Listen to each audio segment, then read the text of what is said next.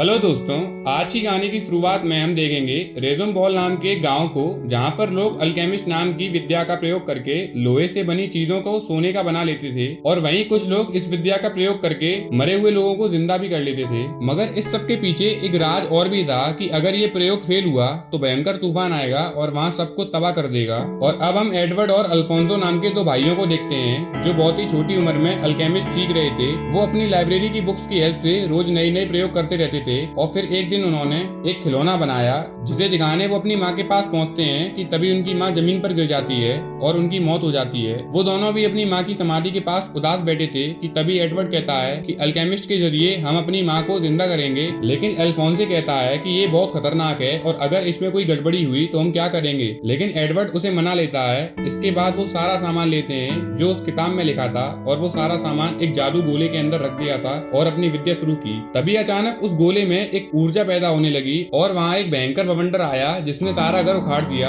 आगे का scene shift होता है 20 साल बाद, जहाँ हम देखते हैं एडवर्ड एक पंडित का पीछा कर रहा था जिसके पास एक जादुई लाल पत्थर था। ये लाल पत्थर पारस पत्थर था जिसकी हेल्प से बिना मेहनत के अल्केमिस्ट की जा सकती थी। अचानक उस पंडित ने अपनी शक्तियों से एडवर्ड पर बड़े बड़े पिलर से हमला कर दिया और कुछ अजीब से दिखने वाले जानवरों को उसके पीछे लगा दिया। तभी एडवर्ड ने अपनी जादुई स्टिक निकाली और खुद को सेव करने लगा, यानी कि अब एडवर्ड भी एक अल्केमिस्ट बन चुका था। तभी वहाँ एक लोहे का कवच पहना हुआ आदमी आता है। उसने उन सभी जानवरों को मार दिया, पर तभी उसका हेलमेट नीचे गिर जाता है और तभी हम देखते हैं कि उस कवच में तो कोई था ही नहीं और इधर एडवर्ड के हाथ पैर भी लोहे के लगे थे और उसने अपने हाथ से पंडित को मुक्का मारा और वो पत्थर नीचे गिर गया। एडवर्ड ये देख खुश हो जाता है कि तभी वहाँ कॉलोनल मस्टैंग आ जाता है और एडवर्ड और पंडित दोनों को अरेस्ट कर लेता है। एडवर्ड लाल पत्थर की ओर इशारा करते हुए बताता है कि वो लाल पत्थर पारस है। मस्टैंग ने उसे दिखाया कि वो पत्थर नकली है। ये देख एडवर्ड बहुत दुखी हो जाता है क्योंकि वो सालों से इस पत्थर की खोज कर रहा था। थोड़ी देर में वहाँ लोहे का कवच पहना हुआ आदमी आता है। वो और कोई नहीं एडवर्ड का भाई ही था।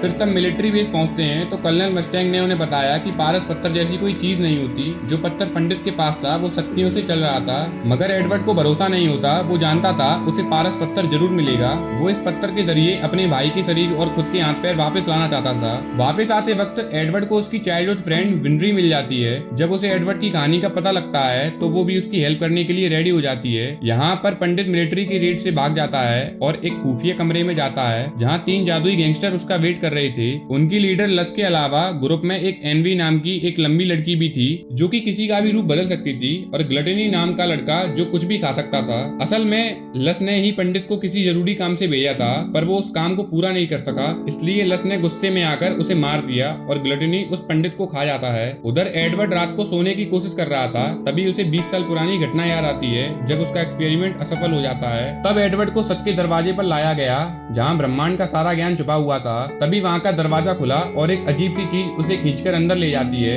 अंदर जाते वक्त उसे अपनी माँ दिखाई दी। वो उन्हें छूने की कोशिश करता है, पर अगले ही पल वो बाहर आ जाता है। लेकिन अब उसे अल्केमिस्ट का पूरा ज्ञान हो गया था। वहाँ पर अचानक एक धुएं के बादल जैसी मूर्ति आती है और उसे बताती है कि अगर कोई किसी मरे हुए इंसान को जिंदा करना चाहता है तो उसे अपने शरीर का एक हिस्सा देना होगा। एडवर्ड अपनी माँ को वापस लाना चाहता था, इसलिए वो अपना एक पैर दे देता है। जब एडवर्ड की आंखें खुली तो वो अपने घर में था और उसका पैर कट चुका था। उसका भाई अल्फोंसे भी कहीं नजर नहीं आ रहा था। उसे ये एहसास होता है कि शायद वो भी अपनी माँ को वापस लाने के लिए खुद की कुर्बानी दे चुका है। इसके बाद एडवर्ड उस जादू गोले के पास जाता है जहाँ उन्होंने विद्या का प्रयोग किया था।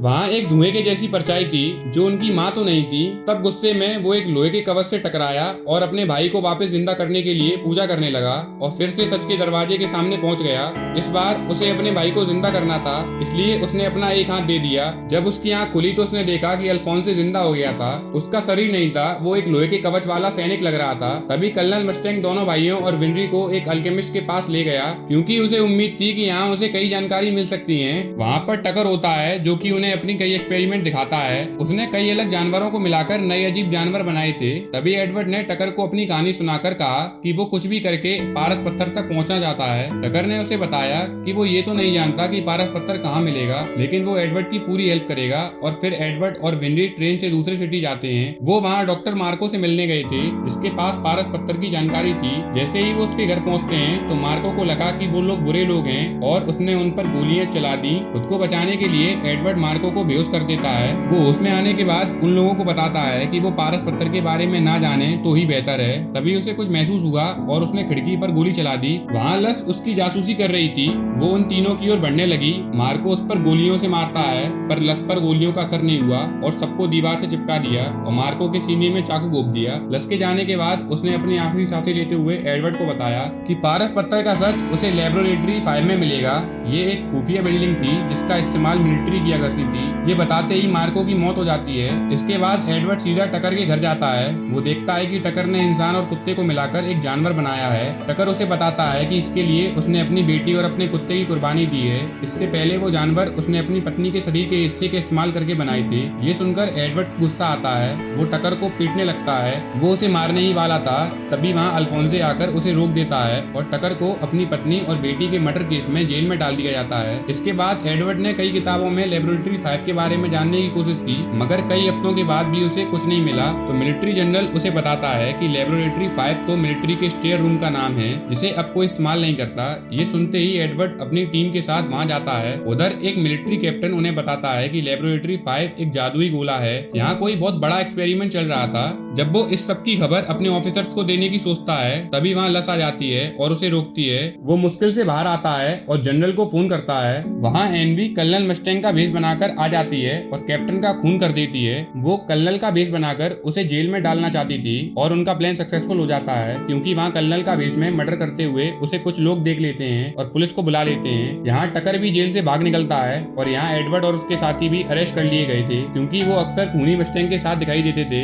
उन्हें कमरे में कैद कर दिया गया, लेकिन एडवर्ड अपनी चालाकी से सबको लेकर वहाँ से भाग जाता है और एक गाड़ी चुराकर लेबोरेटरी 5 में जाता है। वहाँ कर्नल मस्टैंग और एक लेफ्टिनेंट के बीच फाइट चल रही थी। तभी मस्टैंग ने चुटकी बजाई और लेफ्टिनेंट को आग लग जाती है। सब सोचते हैं कि मस्टैंग पागल हो गया है। तभी जलते हुए लेफ्टिनेंट का रूप बदलता है और हमें पता पड़ता है कि लेफ्टिनेंट के भेष में एनवी थी। तभी लस और उसके कुछ गुंडे भी वहाँ आ जाते हैं। लस मस्टैंग को चाकू मार देती है और वहाँ से जाने लगती है। एडवर्ड उसका पीछा करता है और वो एक सुनसान कमरे में पहुंचता है जहाँ एक बड़ा सा जादू गोला बना हुआ था। वो कुछ समझ पाता उससे पहले वहाँ टकर आ जाता है और अपनी पॉकेट से पारस पत्थर निकालता है। वो उसे बताता है कि किसी मरे हुए इंसान को जिंदा करने के लिए कुर्बानी देनी पड़ती है, इसलिए यहाँ बड़े बड़े आर्मी ऑफिसर्स अपने घर वालों को फिर से जिंदा करने के लिए कई कैदियों की कुर्बानी देते हैं। ये सुनकर एडवर्ड चौंक जाता है। थोड़ी देर में लस वहाँ आके टकर को मार देती है और उसे ये पता पड़ता है कि इसका जन्म नहीं हुआ था, उसे अल्केमिस्ट से बनाया गया था, इसलिए वो एक आम इंसान से कई ज्यादा ताकतवर है। और तभी इस सब का मास्टरमाइंड जनरल वहाँ आता है और बताता है कि उसका असली मकसद ऐसे ही सुपर पावर लोगों की फौज बनाना है।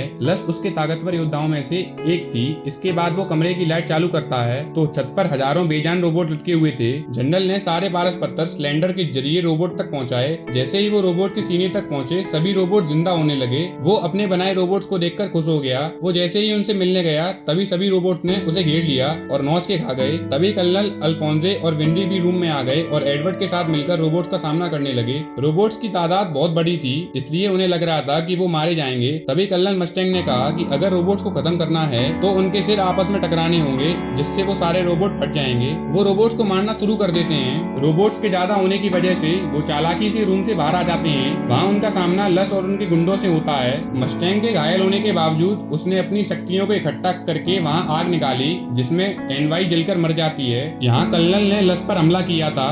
वो बार बार जिंदा हो रही थी। तभी लस ने बताया कि उसके सीने पर पारस पत्थर लगा है, जिसकी वजह से वो बहुत ही ताकतवर है। तब एडवर्ड, अल्फोंसे और कर्नल ने मिलकर एक साथ हमला किया और कर्नल ने वो पारस पत्थर लस के सीने से निकाल लिया, जिससे लस की तुरंत मौत हो जाती है। यहाँ ये सब देखकर ग्लूटन वहाँ से दुम दबाकर भाग जाता है। वो अपनी जीत के बाद कर्नल एडवर्ड को पारस पत्थर दे देता है, जिससे वो अपनी भाई की शरीर वापस ले सके। एडवर्ड ने एल्केमिस्ट शुरू की, लेकिन वो फिर से सच के दरवाजे के सामने आया था। अल्फोंसे अपनी शारीरिक रूप में खड़ा था। अब एडवर्ड को वो पत्थर उस परछाई को देना है, मगर एन वक्त पर वो पीछे हट गया। तब एडवर्ड अपने फायदे के लिए इस पत्थर को यूज करना नहीं चाहता है, क्योंकि वो समझ चुका था कि इससे कितनी जिंदगियां बर्बाद हो चुकी हैं। वो अपने असलियत में वापस आ जाता है और भाई से उसका शरीर वापस ना लाने के लिए माफी मांगता है। अल्फोंसे भी उसे माफ कर देता है और कहता है कि अब हमें अल्केमिस्ट का प्रयोग नहीं करना चाहिए, उसकी वजह से उनकी जिंदगी में कितने हादसे हुए हैं। और फिर एडवर्ड ने एक नए उगते सूरज को देखा, जिसका मतलब था कि वो अपनी जिंदगी की नई शुरुआत करना चाहता है। इसके साथ ही मूवी का एंड हो जाता है। अगर मूवी पसंद आई हो तो एक लाइक और सब्सक्राइब जरूर करें।